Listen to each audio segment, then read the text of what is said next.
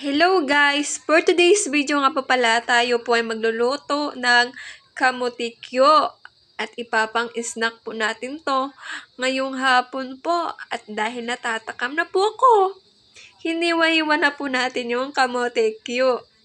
At sa mga naghihintay po dyan sa mga kasama ko, na gusto na din kumain at actually pinag-utusan lang po ako na lutuin yan. Pero dahil na nga sa wala akong ginagawa, kaya niluto ko na yan. Ako na lang yung nagluto.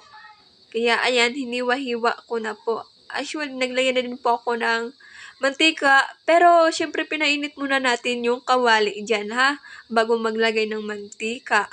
At siguraduhin po natin mainit yung kawali. At huwag naman susunugin, charot.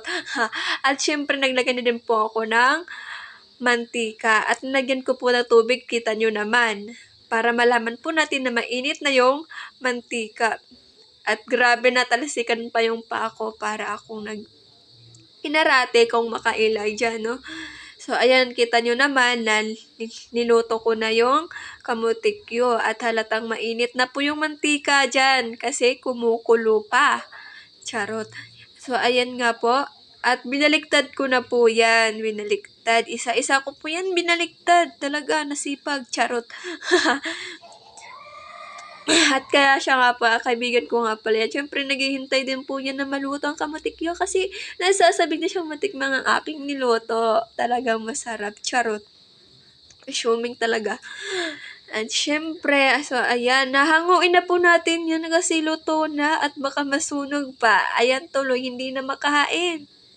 At yari pa tuloy ako nito kasi napag-utusan lang akong lutuin yan. Tapos nagmamarunong pa ako, tapos masusunog lang pala, yari talaga. So ayan po, next na po natin lulutuin. Ay kamutikyo, naghain naman po ako ng iba dyan. Charot. Ayan, naglagay po ako ng kamutikyo ulit na lulutuin. Last na po yan. Ayan, binaligtad ko na din naman po. Kita nyo naman po, hindi siya masyadong sunog. Yung sakto lang po. So, tunaw na din tayo ng asukal. Actually, nilagyan ko po yan ng tubig para madaling matunaw. So, ayan.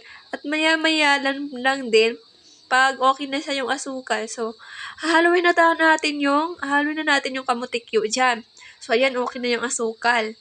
So, hahaluin na natin yung kamuti, kaya, magiging kamutikyo na. Malamang, ano pa kaya, alam maging prinitong isda. Charot.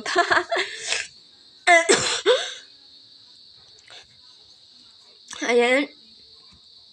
Lala po natin yan. Pasensya na po kayo, medyo naabo pa ako. At hinango ko na po yan.